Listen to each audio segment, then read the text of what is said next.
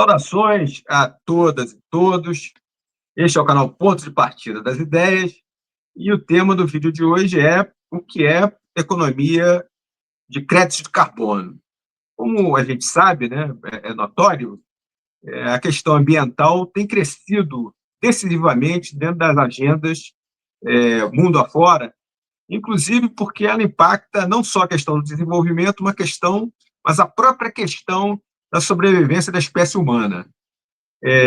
Dentro do enorme leque de questões abordadas, uma delas tem se destacado, que é a questão da emissão de gases de estufa em sua correlação com as mudanças climáticas, né?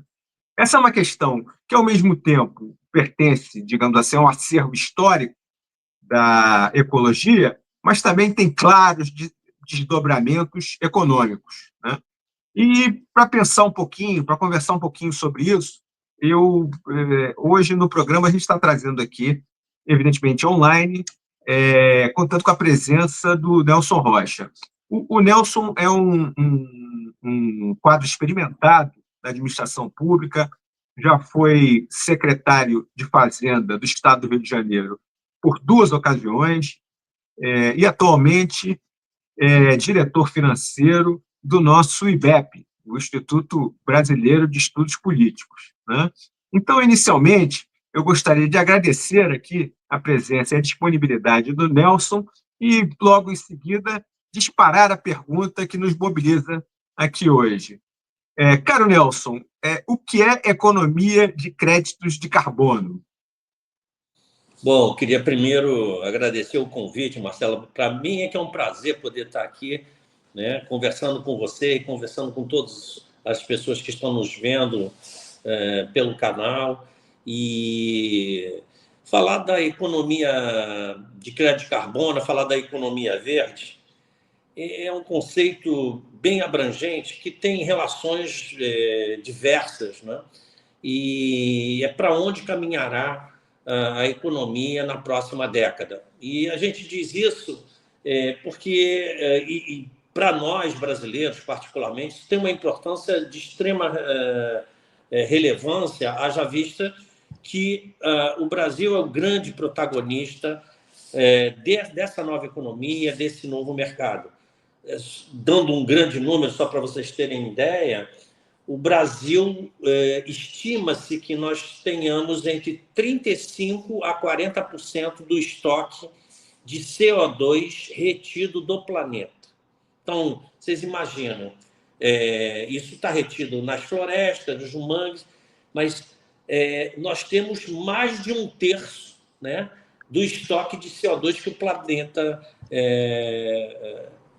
tem retido. Então, só por isso, do ponto de vista econômico, isso já tem uma importância e uma relevância muito grande.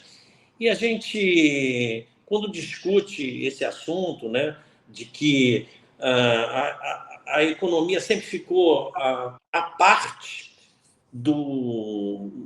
da questão ambiental, da questão social, muitas vezes, a gente começa a enxergar um novo horizonte. E esse novo horizonte tem a ver com o próprio conceito de valor econômico. Se nós pensarmos, independentemente de pensamento ideológico, seja Marx, seja Schumpeter, não importa, valor econômico sempre esteve entre a produção, né, desde o custo da produção até o consumo. Esse valor foi ampliado à medida que você perde recursos naturais, você não consegue repor esses recursos naturais, então você tem um valor que não era medido anteriormente. E também na outra ponta, depois do consumo, que é a questão do descarte do que resta do produto, que acaba gerando consequências. E como você mesmo disse, isso pode afetar a vida humana. Existem pesquisadores, cientistas que entendem que até que não há mais volta, né? Eu gosto sempre de... Tem um exemplo que o Besserman sempre diz, que é como se você tivesse a 300 quilômetros numa curva de 90 graus. Né? Na hora que você fizer a curva, você vai capotar. Mas se você fizer todos os movimentos necessários para fazer isso, você vai diminuir a velocidade de 300 para 150. Ainda assim, você vai ter muitos problemas, né? Vai capotar, mas com algumas... podendo salvar algumas pessoas.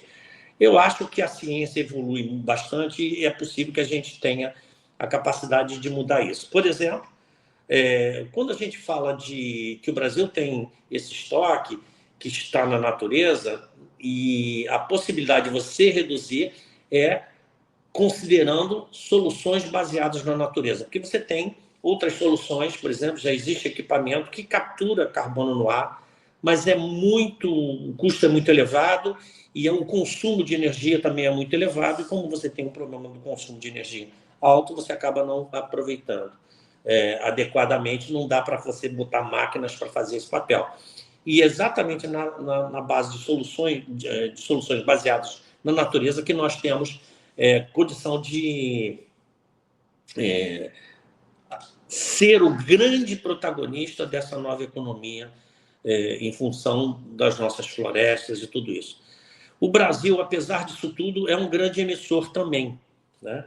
O Brasil é o 5º maior emissor, mas por conta de queimadas e do agronegócio, são os principais fatores que nós temos que geram emissões. Então, quem são os grandes emissores? Basicamente, é quem está no hemisfério norte. A China também é um grande emissor. Então, eles acabam sendo os grandes demandadores do crédito de carbono. Então, e os países que estão abaixo da linha do Equador são os grandes fornecedores por conta de suas florestas, à medida que você tenha isso. E a gente tem visto outras questões também, não só do carbono, da emissão, mas como você afeta a questão da biodiversidade. Né? Agora, num estudo recente mesmo, nós tivemos a confirmação do que já vinha sendo dito há muitos anos, que o próprio setor de agropecuária no Brasil, eles precisam de muita água. E à medida que você desmata, você perde o fluxo de chuvas que normalmente natural que você tem, especialmente na região centro-oeste. Então, esse conjunto e essas soluções, elas precisam levar em consideração o que nós temos na natureza. O fato do Brasil estar avançando com isso tem muito a ver com a capacidade que o Brasil tem, especialmente na não emissão, por exemplo, quando a gente fala de transição energética. Então, vamos lá. O Brasil é um grande emissor? Sim, mas, como eu falei, por conta da Mata Atlântica, desculpe, por conta das queimadas que você tem, agora muito mais concentrada na Amazônia, mas também algumas que aconteceram na Mata Atlântica. Enquanto os países do hemisfério norte, eles têm uma emissão em função do quê? Do consumo de energia. Por quê? Porque as fontes de energia deles não são renováveis, e as nossas são.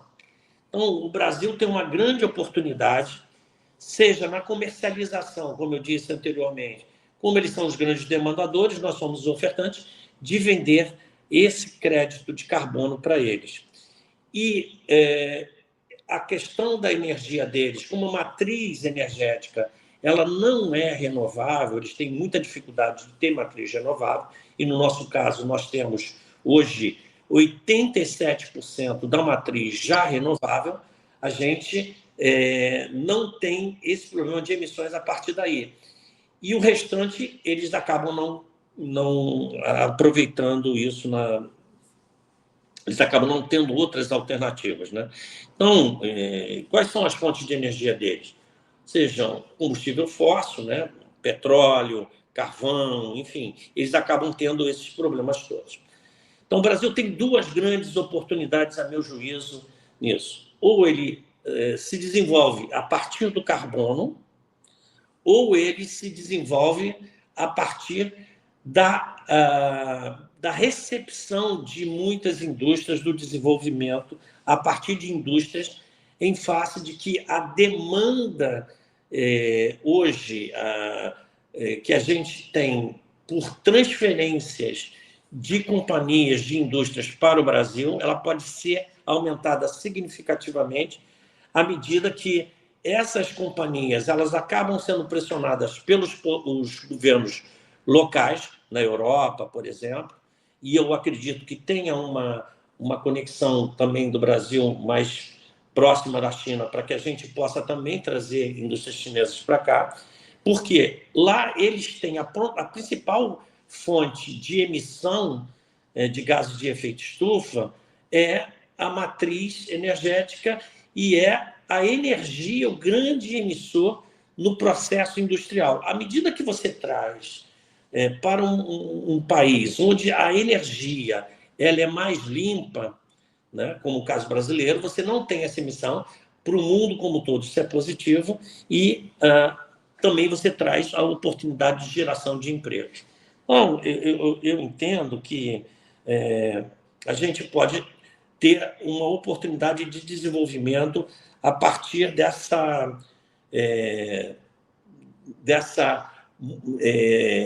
migração e desse novo desenho industrial que será feito.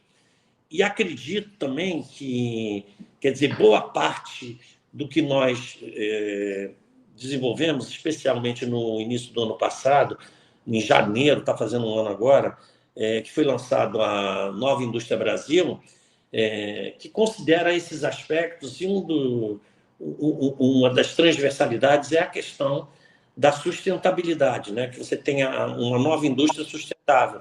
Então, isso também nos ajuda a fazer com que a gente tenha retomada do desenvolvimento a partir da industrialização. Então, com essa característica que a gente começa a desenhar esse novo modelo. E aí, dentro disso, o Brasil sancionou recentemente a lei do mercado de carbono, mercado regulado, né? A Europa já tem isso de forma antecipada, eles começaram a fazer exigências antes, e em 2021 a União Europeia definiu regras e prazos para poder começar a implantar, então começa a exigir das indústrias locais para que eles possam fazer a redução das emissões ou, eventualmente, a compensação comprando créditos, né? Então, a gente aqui só conseguiu aprovar agora, mas isso ajuda. E o mundo como um todo está considerando esses aspectos. Então, tem algumas questões que vão ter. Tem dois tipos de mercado, o mercado regulado e um mercado voluntário. Como o próprio nome diz, o regulado ele é imposto a partir das decisões e dos comprometimentos que os países fizeram no Acordo de Paris, né, que são as NDCs, ou seja, que são contribuições nacionais determinadas. Cada país se comprometeu, o Brasil reforçou isso agora, aumentando o seu nível de redução de emissões. Então, cada país se comprometeu a fazer essas reduções e dizer a quantidade de toneladas que ele consegue reduzir. A partir de uma base que foi tida, que a gente tem duas bases que são normalmente utilizadas, a base de 1985 e uma outra de 2005. Então, os países eles têm que fazer essa redução e o Brasil, obviamente, também tem esse compromisso. A partir disso, eles começam a exigir das suas indústrias, dos países, para que façam a redução. Esse é um mercado regulado obrigatório. O mercado voluntário, ele normalmente, como o próprio nome diz, é uma decisão, seja da empresa, muitas vezes fazendo por marketing, e algumas outras fazendo porque entendem que aquilo é importante para a humanidade, querem fazer esse processo. E como o mercado regulado, especialmente os demandadores, tem uma restrição, por conta do Acordo de Paris também, de aproveitar a preservação da floresta, e o Brasil vem rediscutindo isso no âmbito internacional, através do Ministério das Relações Exteriores, né, o embaixador Corrêa do Lago é que tem se ocupado disso. A gente tem as florestas, a preservação das florestas sendo um grande trunfo para você manter o equilíbrio e não aumentar o que a gente fala do limite, que seria 1,5 grau, que a gente já ultrapassou, inclusive, esse aspecto aqui. Ou seja, o mundo já tem a ideia que você chegasse até o final desse século com, no máximo, 1,5 grau de aumento em relação à era pré-industrial. E a gente já está ultrapassando. Então, é preciso correr, porque, senão, como eu disse anteriormente, alguns cientistas entendem que não há como voltar mais e ter retomar, por mais esforços que nós façamos, nós não teríamos condição de retornar aos patamares e ter a Terra de alguma forma sustentável e passar por, não só por conta passando essas mudanças climáticas, esses desastres climáticos, mas também tendo a extinção de muitos países, de muitas pessoas no mundo, com a morte de várias pessoas. Então, a gente tem esse conceito e como fazer com que a economia entre nisso, né? Eu sempre digo o seguinte: enquanto a economia não entrou na discussão ambiental, essa análise e essa constatação que os cientistas já tinham colocado há algum tempo, elas acabavam não tocando as pessoas, porque só tocam quando a pessoa sente no próprio bolso. E, recentemente, você vê, as companhias começam a ter problemas.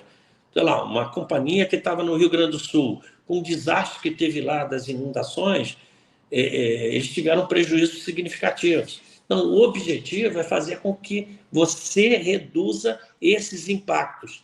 E a economia começou a sentir isso e, por conta disso, acabou aceitando o mercado de crédito de carbono como um instrumento de medição, né? Esse crédito ele é um ativo intangível e que, na realidade, ele é colocado em blockchain, porque é um ativo, como ele é intangível, você não tem fisicamente ele, né? E isso é negociado a partir de tokens, e esses tokens você acaba tendo um valor significativo. Dando alguns números aqui, o mercado regulado, o carbono tem um valor que varia de 50 a 100 dólares, e no mercado voluntário é um valor menor, embora o carbono seja o mesmo. Eu me lembro que eu fazendo uma palestra na Green Rio aqui, tinha um funcionário de uma empresa estrangeira que falava assim: olha, porque o Acordo de Paris não permite você aproveitar a floresta em pé. O que significa isso? Que você tem que fazer ações para poder reduzir o que tem hoje, porque a floresta ali ela já captura hoje. E aí eu brinquei com ele, falando de forma irônica, né? Falei assim: não, você tem toda a razão. Eu acho que a gente deveria acabar com as florestas todas e replantar, porque aí vocês valorizariam. Ou seja, o que eu quis dizer ali? O Brasil preservou durante esse tempo todo e agora, em função dessa nova economia e de como o mundo enxerga, né, a preservação das espécies, da própria humanidade, como nós passamos a ter mais valor do que vocês. Mas isso não é aceito hoje do ponto de vista da comercialização, né? Então, é complicado, né? A gente que conservou, que preservou, não pode se beneficiar disso, enquanto quem destruiu acaba se beneficiando de alguma forma só em alguns processos industriais e algumas outras ações que eles possam fazer para poder mitigar. Então, à medida que você tem essa necessidade, então a economia entra e toca no bolso das pessoas, no bolso das empresas, isso acaba trazendo valor para esse mercado. Então, o Brasil tem-se uma estimativa aí de alguma coisa de de valor de comercialização dos ativos brasileiros de crédito de carbono em torno de 100 bilhões até 2030, mas o mercado é muito maior, né? Há estimativas que se falam, também às vezes um pouco exageradas, eu acho, mas que se fala de estimativas de negociação de 6 a 8 trilhões da necessidade para que você pudesse não ultrapassar o limite de 1,5 graus, né? Mas eu acredito que aí o mercado internacional por ano vai ter alguma coisa em torno de 1 a 2 trilhões de dólares à medida que o mercado esteja consolidado. Nesse sentido, nós criamos aqui no Rio a ideia é que o Brasil seja o grande protagonista e, portanto, seja aqui no Rio de Janeiro um grande hub de negociação de ativos sustentáveis, porque a gente está falando inicialmente de crédito de carbono, mas isso tem derivação para ativos digitais da economia circular, ativos digitais da biodiversidade. Então, tem muita coisa para avançar. E o que é interessante é que a Europa, por exemplo, tem outros mecanismos de comércio exterior, e a Europa acabou de adotar, agora em 2024, como teste, mas será obrigatório a partir de 26, que é o chamado CBAM, né? Que é Cross Border Adjustment Mechanism. É um mecanismo entre as fronteiras para você evitar de exportar carbono no produto que você está fazendo. E uma certa dose de protecionismo também, né? O que eu quero dizer com isso? Que, à medida que você exporte para os países da Europa, você vai ter que medir a quantidade de carbono que você emite para produzir aquele produto. Começa com alguns produtos como alumínio, ferro, aço, enfim, mais poluidores. E à medida que você exporta, você tem que medir. Você tendo emissões a mais, você será sobretaxado na Europa. Isso é um pouco para atingir a China e o Brasil também, por conta das commodities brasileiras e o agronegócio na Europa tem sido muito resistente às exportações brasileiras. Então, isso por si só, ele já vai fazer com que esse mercado se organize e acabe acontecendo, né? Por isso é que eu digo, por exemplo, quando a gente discute aí, agora com a recente posse do presidente americano Trump, de que a decisão dele de sair do Acordo de Paris, isso, obviamente, que eles têm um peso grande, mas, do ponto de vista como isso vai funcionar no mercado, eles vão acabar tendo problemas também. À medida que eles exportem para a Europa vai começar a cobrar deles. O próprio Brasil está adotando, já tem estudos, o pessoal do Ministério da Fazenda, do Ministério do Desenvolvimento, Indústria e Comércio, um CBAM brasileiro também, para começar os produtos que forem importados que tenham mais carbono. Enfim, no próprio Estados Unidos, a Califórnia, por exemplo, adotou um CBAM. Como é que eles vão passar a receber essa não possibilidade de atuar à medida, quer dizer, tem que ver como é que funciona isso dentro da legislação americana, um decreto presidencial, ele pode afetar ao governo local, essas são discussões que estão postas. Enfim, esse é um tema muito vasto, enorme do ponto de vista de desdobramentos. Eu entendo que o Brasil tem uma oportunidade de ouro, nós não podemos perder essa oportunidade, como já perdemos outras, para que a gente possa ter um papel mais relevante na economia mundial. Caro Nelson, obrigado, evidentemente, aí pelo ponto de partida que você forneceu para a gente, para introduzir essa discussão, e gostaria de saber se você também poderia propor alguma sugestão de leitura sobre o assunto para quem queira começar a se aprofundar no assunto. Existem vários livros, é um tema novo, né? Que são livros mais específicos, mas tem um livro que eu gosto muito, que eu acho que vale a pena, ele não é tão... toca tão tecnicamente a questão, mas é um livro que eu recomendo a todas as pessoas, que é um livro do Jorge Caldeira, chamado Paraíso Restaurável. Eu tenho ele aqui, né? É esse livro aqui. Ele é um livro muito interessante, que ele fala da história e das oportunidades.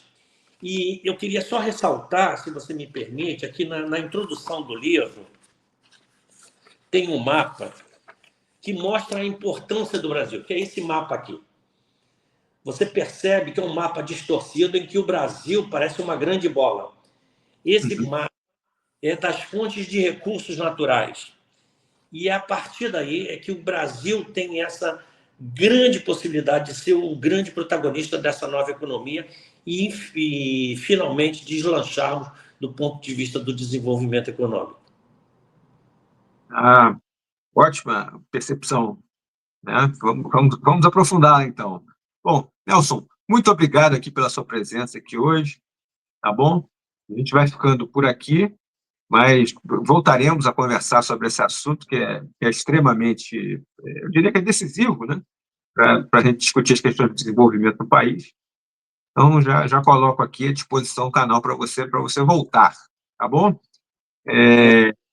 No Eu mais, agradeço mais uma vez, Marcelo, a oportunidade, estou à disposição. no mais, vou me despedindo, como sempre faço, né? Peço que quem gostou se inscreva no canal, quem se inscreveu, curta e chame os amigos para conhecer o nosso trabalho. Obrigado e até a próxima.